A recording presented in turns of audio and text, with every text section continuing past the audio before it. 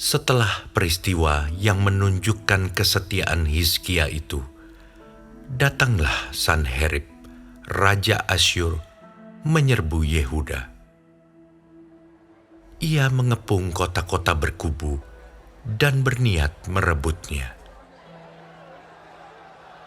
Ketika Hizkia mengetahui bahwa Sanherib datang hendak memerangi Yerusalem, ia berunding dengan para panglima dan pahlawannya untuk menutup segala mata air yang terdapat di luar kota, dan mereka itu bersedia membantunya.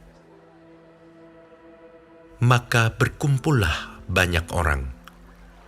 Mereka menutup semua mata air dan sungai yang mengalir dari tengah-tengah negeri itu.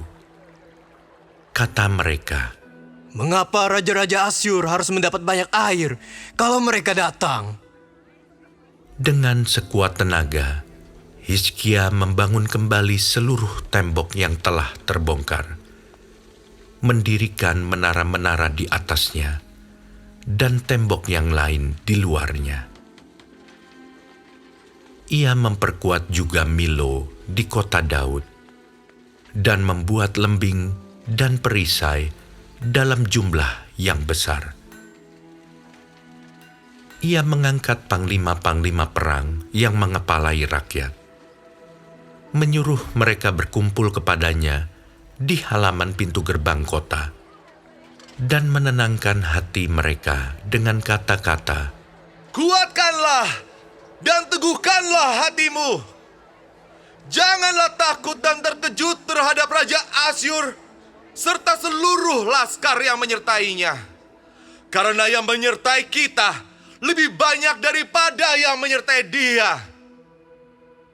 Yang menyertai dia adalah tangan manusia, tetapi yang menyertai kita adalah Tuhan, Allah kita, yang membantu kita dan melakukan peperangan kita." oleh kata-kata Hizkia, Raja Yehuda itu, rakyat mendapat kepercayaannya kembali. Sesudah itu Sanherib Raja Asyur yang sedang mengepung Lakis dengan seluruh kekuatan tentaranya, mengutus beberapa pegawai ke Yerusalem kepada Hizkia Raja Yehuda dan kepada semua orang Yehuda yang ada di Yerusalem dengan pesan, "Beginilah titah Sanherib Raja Asyur. Apakah yang kamu harapkan? Maka kamu tinggal saja di Yerusalem yang terkepung ini. Bukankah Hizkia memperdayakan kamu? Supaya kamu mati kelaparan dan kehausan. Dengan mengatakan, Tuhan Allah kita akan melepaskan kita dari tangan Raja Asyur. Bukankah Hizkia ini yang menjauhkan segala bukit pengorbanan dan mesbah Tuhan itu, dan berkata kepada Yehuda dan Yerusalem, hanya di depan satu mesbah kamu harus sujud menyembah dan membakar korban di atasnya. Tidakkah kamu ketahui apa yang aku dan nenek moyangku lakukan terhadap semua bangsa negeri-negeri lain? Apakah para Allah bangsa-bangsa segala negeri itu pernah berhasil melepaskan negeri mereka dari tanganku? Siapa daripada semua Allah bangsa-bangsa yang sudah ditumpas nenek moyangku itu dapat melepaskan bangsanya dari tanganku? Masakan Allahmu dapat melepaskan kamu dari tanganku? Sekarang janganlah Hizkia memperdayakan dan membujuk kamu seperti ini. Janganlah percaya kepadanya, Karena tidak ada Allah dari bangsa atau kerajaan manapun yang dapat melepaskan bangsanya dari tanganku dan dari tangan nenek moyangku. Lebih-lebih lagi, Allahmu itu takkan dapat melepaskan kamu dari tanganku.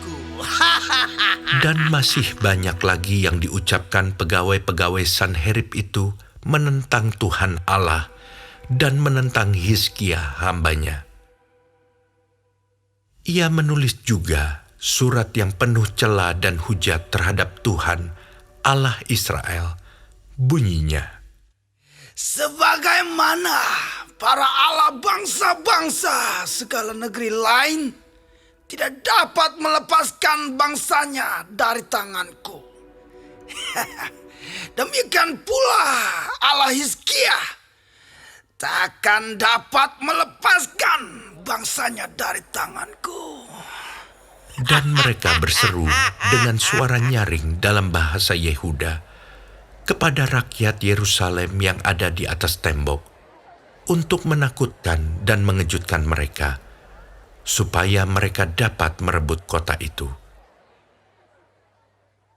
Mereka berbicara tentang Allah Yerusalem, seperti tentang para Allah bangsa-bangsa di dunia, adalah buatan tangan manusia.